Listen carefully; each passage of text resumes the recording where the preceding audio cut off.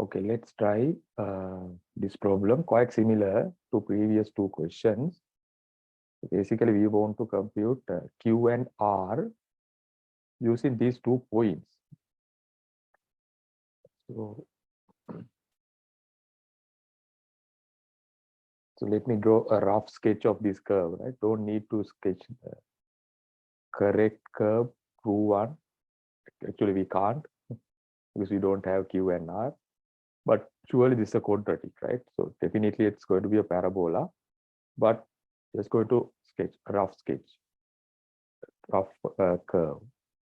So qx squared plus r intersects y-axis at 0, minus 16.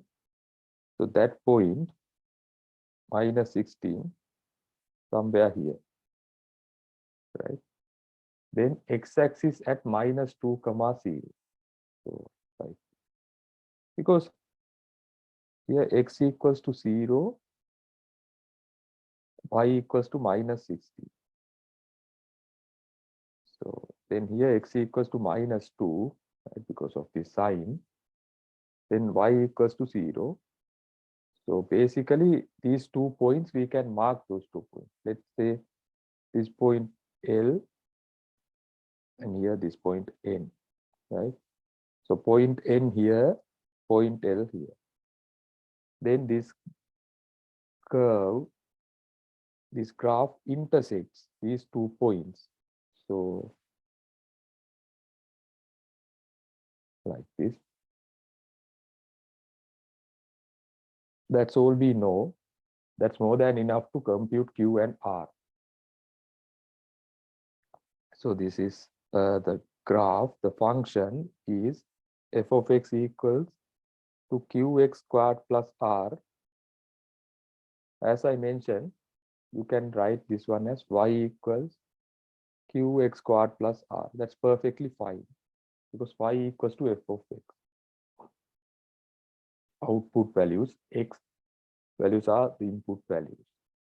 Now, if we focus on this point L, the coordinates of point L, 0, minus 16, which means when x equals to 0, y equals to minus 16, more importantly, that point lies on the curve.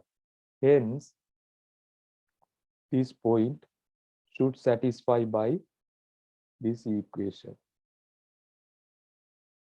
Therefore, I'm going to replace y by minus 16 and x by 0. Because for this point, left-hand side equals to right-hand side. For any other point, for example, like 0, 2, a point like this, that's not correct. You can't use that because that point's not on the graph, on the curve. Right, let's use this point.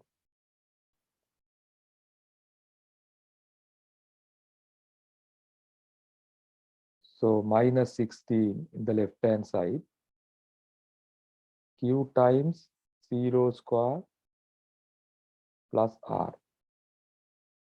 Then here minus 16 equals to 0 plus r.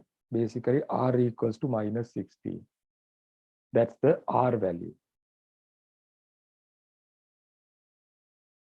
That's the r value. Then we can compute q using point n, I think. That is 2, 0 point. Sorry, minus 2, 0. And since we have the value of r, what's the point of writing qx squared plus r now? Because we can replace r by the actual value, that is minus 60. So f of x equals to qx squared plus minus 60. Because I just replaced this r by minus 60. Because that's the exact value. Then we can simplify a bit. Plus into minus minus, minus 60. F of x. Then oy, same thing. Then now I'm focusing on point n. because we can use that point to compute q. When x equals to -2, y equals to 0.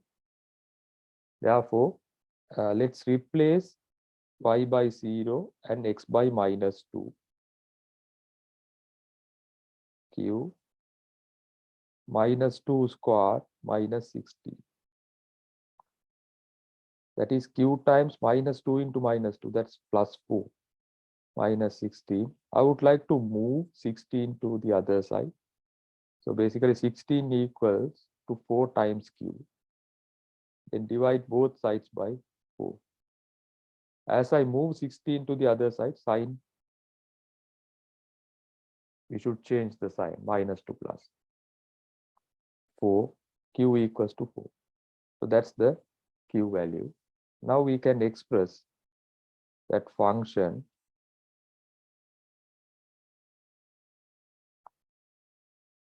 that is actually 4x squared plus minus 60, because q equals to 4 and r equals to minus 60.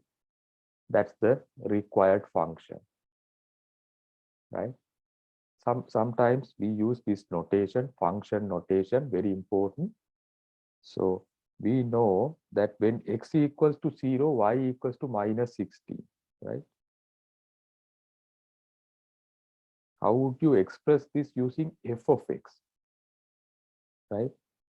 So when x equals to 0, f of 0 equals to minus 60.